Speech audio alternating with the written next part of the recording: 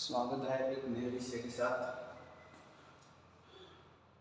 प्रस्तुत व्याख्यान का विषय है बाल मुकुंद गुप्त का जीवन एवं साहित्यिक परिचय।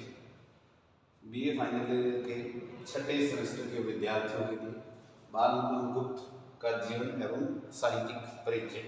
आइए जानते हैं। बाल मुकुंद गुप्त द्विवेदी युग के प्रमुख साहित्यकार बाल मुकुंद गुप्त भारतेंदु व द्विवेदी युग को जोड़ने वाली एक कड़ी के रूप में ऐसे साहित्यकार हैं कि दोनों भारतेंदु और द्विवेदी युग को जोड़ने वाली कड़ी के साहित्यकार माने जाते हैं।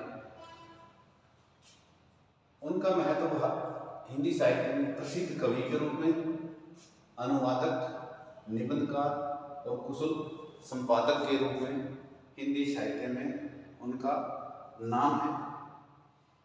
विद्यार्थियों, आगे का व्याख्यान बढ़ाने से पहले ये जो पॉइंट्स मैंने दिए हैं ये सिर्फ आपको इनका जीवन एवं साहित्यिक परिचय याद रह जाए इसलिए ये पॉइंट्स बनाए हैं। ये तीर का निशान देंगे, जब आप इनको परीक्षा में लिखेंगे तब आपको इनको एक अनुच्छेद यानी पैराग्राफ के रूप में आपको लिखना होगा। युग युग पंक्तियां जो है पैराग्राफ के रूप में आप डाल देंगे तो पूरा जो है बाल मुकुंद गुप्त का जीवन एवं साहित्यिक परिचय आप जान सकते हैं। आइए आगे बढ़ते हैं कि एक द्विवेदी युग के प्रमुख साहित्यकार, भारतेंदु द्विवेदी युग को जोड़ने वाले कड़ी के रूप में प्रसिद्ध कवि, अनुवादक, निबंधकार और कुशल संपादक के रूप में हिंदी साहित्य में इनका नाम है। बाल मुकुंद गुप्त का जो जन्म है 14 नवंबर 1865 को गुड़ियानी, रेवाड़ी, हरियाणा में। 14 नवंबर 1865 को गुड़ियानी गांव में, जिला रेवाड़ी, हरियाणा में इनका जन्म हुआ। अब आइए जानते हैं बाल मुकुंद गुप्त के माता पिता या परिवार के बारे में। बाल मुकुंद गुप्त के पिता श्री लाला पूर्णमल गोयल थे और माता राधा देवी और पत्नी का नाम अनार देवी था। आइए जानते हैं इनकी शिक्षा के बारे में। इनकी प्राथमिक शिक्षा गांव में हुई और 21 वर्ष की आयु तक मिडिल क्लास की परीक्षा पास कर पाए। कारण था इनके पिता और दादाजी की जो है अचानक मृत्यु हो गई, जिसके कारण परिवार को जो आर्थिक कठिनाइयों का सामना करना पड़ा और जो है बीच में इनकी पढ़ाई रुक गई और 21 वर्ष की आयु तक जो मिडिल क्लास पास कर पाए। उसके बाद का दिन बाद में इन्होंने किया है। उसके बाद है जो है जानते हैं कि इन्होंने संपादन किन किन पत्र पत्रिकाओं का किया है। अखबार-ए-चुनार, कोहिनूर, जमाना, भारत प्रताप, हिंदुस्तान, हिंदी बंगवासी, भारत मित्र आदि का सफल संपादन इन्होंने किया है। अखबार-ए-चुनार, कोहिनूर, जमाना, भारत प्रताप, हिंदुस्तान, हिंदी बंगवासी व भारत मित्र। आइए जानते हैं बाल मुकुंद गुप्त को इनके कार्य पर कौन कौन से पुरस्कार मिले। साहित्य अकादमी द्वारा पुरस्कार जो साहित्य अकादमी पुरस्कार जो होता है इनको 1998 मिला और भारत सरकार द्वारा पद्मश्री पुरस्कार इनकी साहित्यिक कृतियों के लिए इनको दिया गया। आइए जानते हैं कि बाल मुकुंद गुप्त जो है हमसे विदा का हुआ 18 सितंबर 1907 को ये जो है हमसे विदा हो गए, इनका देहांत हो गया। और लेकिन तब तक ये जो है हमें एक समृद्ध साहित्य और समृद्ध रचनाएं जो है हमारे लिए छोड़ गए। आइए जानते हैं बाल मुकुंद गुप्त जी की प्रमुख रचनाओं के बारे में। हरिदास, खिलौना, खेल तमाशा, स्फुट कविताएं, ये इनकी कविता संग्रह है। शिव शंभू का चिट्ठा निबंध संग्रह, सन्निपात चिकित्सा, बाल मुकुंद गुप्त निबंधावली, ये इनके निबंध संग्रह। और इन्होंने अनुदित जो है रचनाएं की, कुछ रचनाओं का अनुवाद किया है। बंगला उपन्यास मंडेल भगिनी का हिंदी में जो है अनुवाद किया मंडेल भगिनी, और हर्षकृत रत्नावली नाटिका का भी हिंदी में अनुवाद किया है, जो बंगला की रचनाएं। अब आइए जानते हैं बाल मुकुंद गुप्त के साहित्य का की प्रमुख विशेषताएं क्या है। इनके साहित्य की प्रमुख विशेषताओं में राष्ट्रीयता की भावना, इनके साहित्य में राष्ट्रीयता की भावना भरी पड़ी है। इनके जो है राष्ट्रीय भाव से जो है ओतप्रोत साहित्य इनका मिलता है।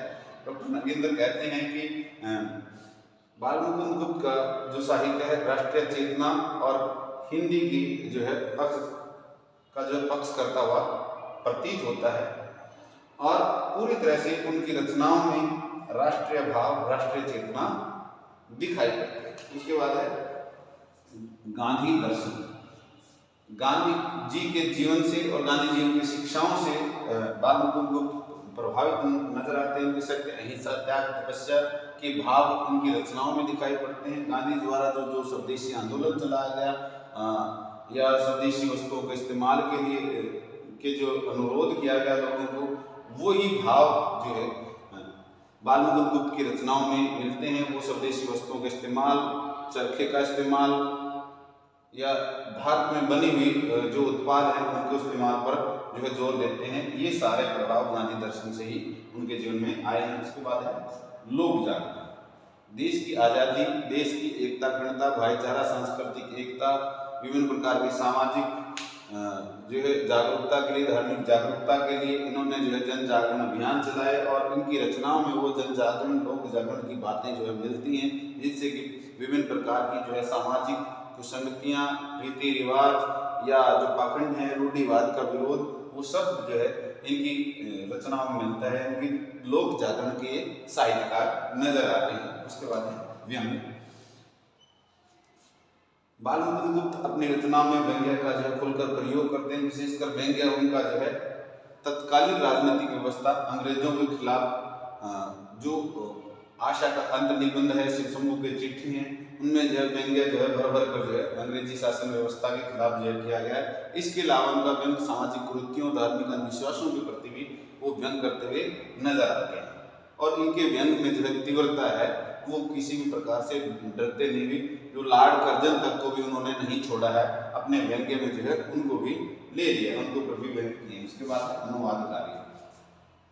बाल मुकुंद गुप्त ने अपने मौलिक रचनाओं के साथ साथ जो है अनुवाद का कार्य भी किया है। जैसे हमने रचनाओं में जो बात की थी जो है इस पॉइंट में हम ये ले सकते हैं, बंगला उपन्यास मंडेल भगिनी का हिंदी में अनुवाद किया और हर्ष कोई जो है नाटककार है बंगला के, उनकी जो है रत्नावली नाटिका का हिंदी में अनुवाद किया है। अनुवाद की प्रवृत्ति भी बाल मुकुंद गुप्त के जीवन साहित्य में जो है देखी जाती है।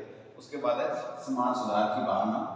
जो 18वीं शताब्दी में जो है समाज सुधार या धार्मिक सुधार का जो आंदोलन चले थे, उनका प्रभाव जो है बाल मुकुंद गुप्त पर नजर आता है। उनके साहित्य में समाज की चाहे जितनी भी जैसे बाल विवाह है, दहेज प्रथा है, इन सभी कुरीतियों, विसंगतियों का जो खुलकर विरोध किया है और विधवा पुनर्विवाह का समर्थन किया है। जो समाज की कुरीतियां हैं उनका विरोध इनके साहित्य में नजर आता है। तो समाज सुधार के भाव, समाज में एकता, बंधुता, भाईचारे, जातिवाद से ऊपर उठने की जो बात इनके साहित्य में दिखाई पड़ती है। उसके बाद बात करते हैं इनकी भाषा शैली की।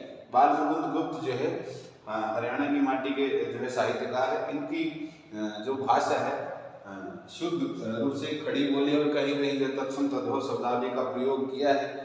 और उसके बाद जो हम ऊपर जो बात की थी भारतेंदु और द्विवेदी युग के कड़ी की जो है एक कड़ी के रूप में जानते, तो इनकी जो है देखिए भारतेंदु युग में जो साहित्यिक भाषा थी वो ब्रज थी, द्विवेदी में आके खड़ी बोली होगी, यानी कि वो कहीं कहीं जो है ब्रज के शब्दों का भी इस्तेमाल अपनी रचनाओं में करते हुए दिखाई पड़ते हैं। और इनकी भाषा जो है भावों के अनुकूल है, सरस है और सरल जो है दिखाई पड़ती है। कभी भी पढ़ते हुए जब किसी प्रकार की कठिनाई का सामना करना नहीं पड़ता। जो है बहुत जो है संस्कृत निष्ठ शब्द नहीं है कि बार बार जो है शब्दकोश को पाठक को देखना पड़े। आम बोलचाल की भाषा या सामान्य आदमी के लिए जो इन्होंने साहित्य लिखा है। उसके बाद बात करते हैं इनकी शैली की। इन्होंने वर्णन विश्लेषणात्मक शैली के साथ साथ व्यंग्यात्मकता का भी प्रयोग अपने साहित्य में किया है। इस छोटे से व्याख्यान के माध्यम से विद्यार्थियों हम जो है बाल मुकुंद गुप्त का जीवन एवं साहित्यिक परिचय को अच्छी प्रकार से समझ सकते हैं। उम्मीद करता हूँ कि आपको ये व्याख्यान जो है गौतम बुद्ध के जीवन को और साहित्यिक परिचय को समझने में बहुत लाभकारी होगा। धन्यवाद।